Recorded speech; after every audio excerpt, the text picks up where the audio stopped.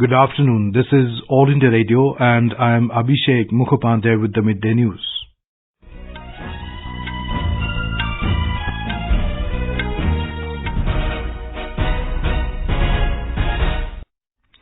The headlines. Rajya Sabha adjourned till 2 p.m. over opposition uproar on JNU issue and Jammu and Kashmir. Lok Sabha witnesses noisy scenes over withdrawal of SPG security to Gandhi family. About 40,000 health and wellness centers will be operational by the end of March next year, says Union Health Minister Harshvardhan. Jammu and Kashmir government to create over 30,000 jobs for youth in police and other forces. 35 lakh tourists visited Jammu and Kashmir during last 6 months. India-Pakistan Davis Cup tie shifted to Kazakhstan capital Nur-Sultan from Islamabad. And in FIFA 2022 World Cup qualifier, India to take on Oman in a do-or-die match in Muscat tonight.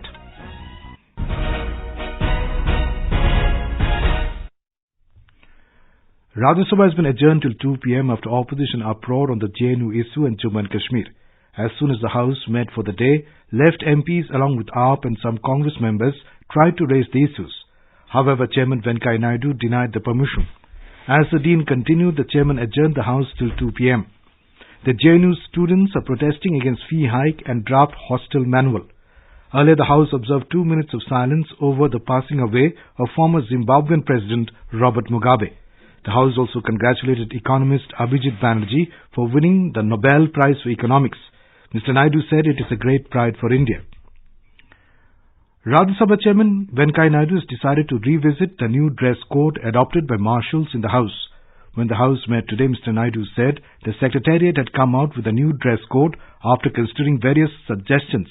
He said observations have been made by some political parties and well-meaning people, following which it has been decided to ask the Rajya Sabha Secretariat to revisit the new dress code. Earlier, the marshals of the Rajya Sabha used to dress in traditional Indian attire with turban, which was changed to attire similar to armed forces uniform.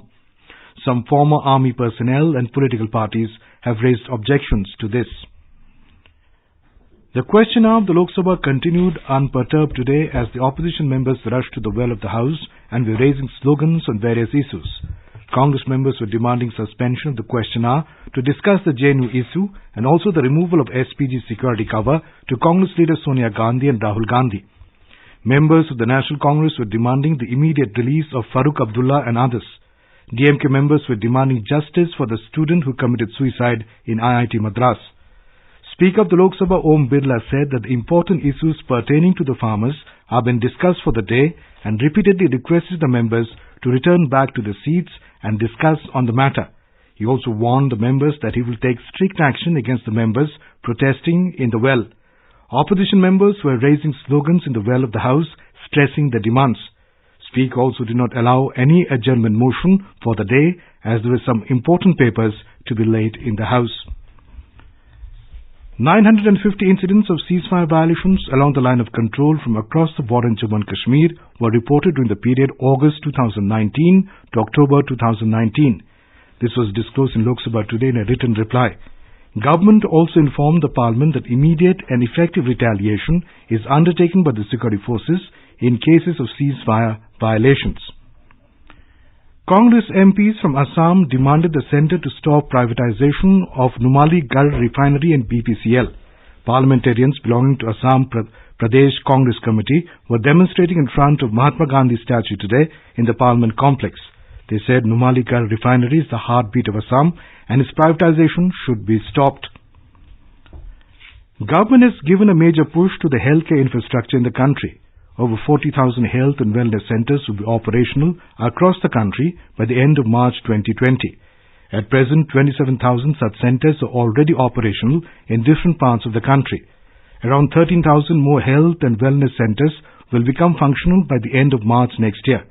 This was announced by Health Minister Dr. Harshvardhan at the World Conference on Access to Medical Products in New Delhi today.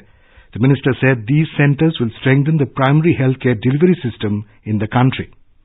Within 1 year, over 60 lakh poor people have already got benefited with over 19,000 hospitals under the umbrella of the Ayushman Bharat and with a very important wing of the program which is going to create 1.5 lakh health and wellness centers for us all over the country, out of which we are marching ahead to complete the first 40,000 by 31st of March 2020.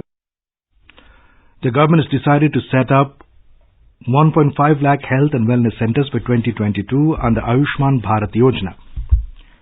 The nation is remembering former Prime Minister Indira Gandhi on her 102nd birth anniversary today.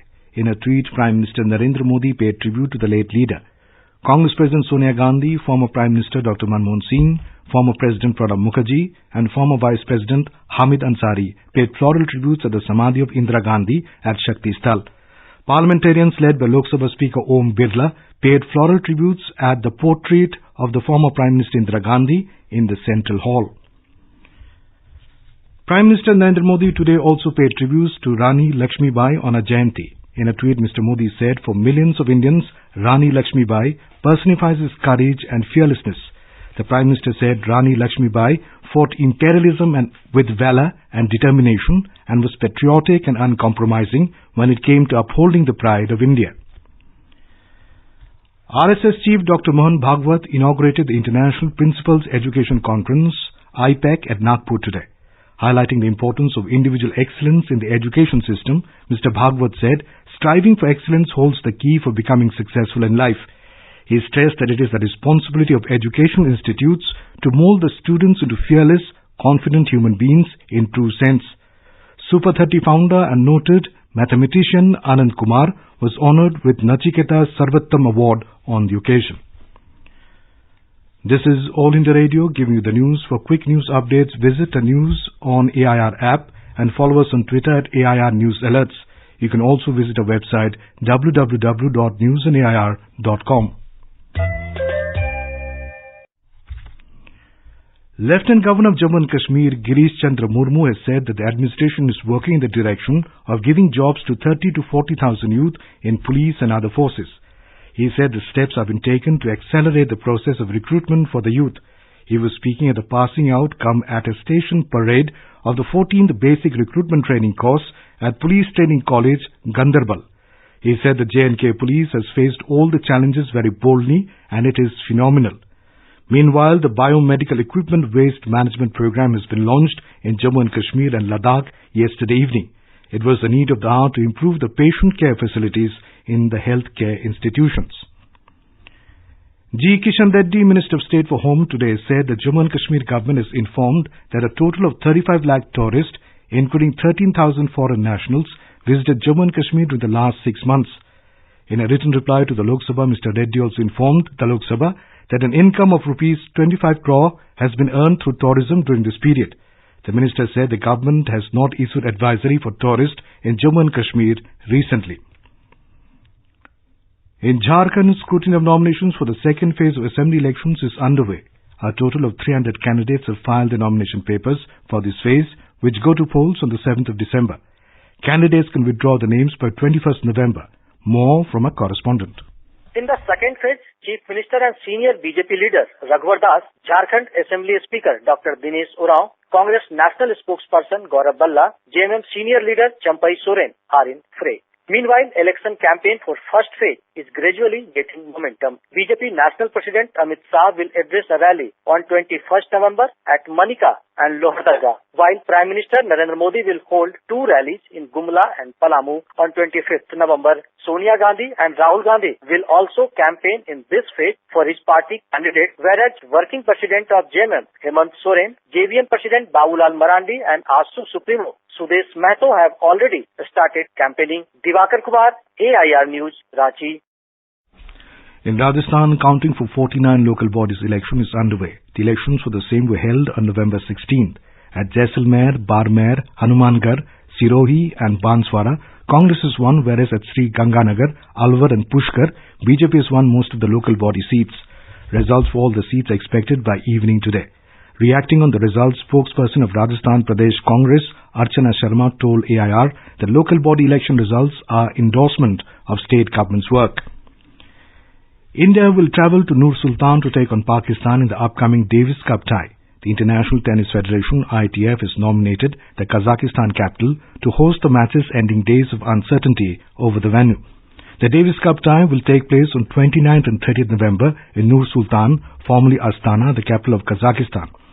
Speaking exclusively to All India Radio, All India Tennis Association AITA General Secretary Hiranmoy Chatterjee said that the ITF has informed AITA that Pakistan's appeal has been rejected.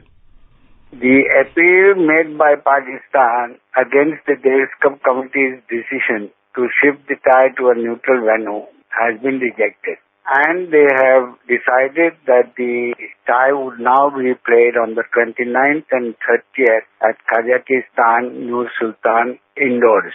We are happy that we have got a neutral venue and our team is preparing to go to Kazakhstan. We intend to go to Kazakhstan on the 24th and play the tie on the 29th and 30th, and we are hopeful of winning the tie and again going back to the world qualifying group. The Independent Tribunal of the ITF endorsed the decision taken by the Davis Cup Committee on 4th November that the tie should be shifted to a neutral venue, keeping in mind safety and security of players and officials.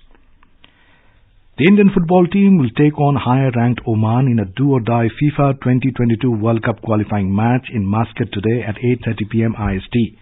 India failed to win a single game out of the 4 outings so far. It is currently 4th in Group E of the FIFA World Cup 2022 and Asia Cup qualifiers. It needs to beat world number 84 Oman in order to keep its chances of progressing to the next round alive.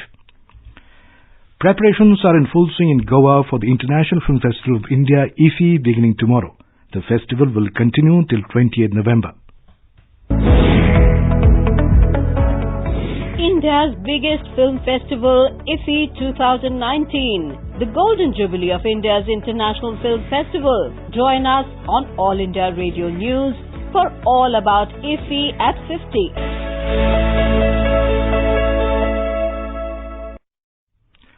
The Golden Jubilee edition of the prestigious festival promises to be bigger and better than ever before. New sections have been added and more master classes have been organized as compared to the previous editions. A report from a correspondent with a list of firsts at IFFI at 50. This time, a host of new initiatives have been planned. Special curated sections like the Golden Peacock Retrospective and Golden Lining are introduced for the first time. Golden Peacock winning films since the 3rd edition will be screened. Indian films completing 50 long years in 2019 are also set to delight audience. Chhatajit Ray's Bengali fantasy adventure Gopi Gaine Baga Baini and Rajesh Khanna's Aradhna will both be screened. मेरे सपनों की रानी कब आएगी तू, आए रुत मस्तानी कब आएगी तू, बीती जाए जिंदगानी कब आएगी तू, चलिया.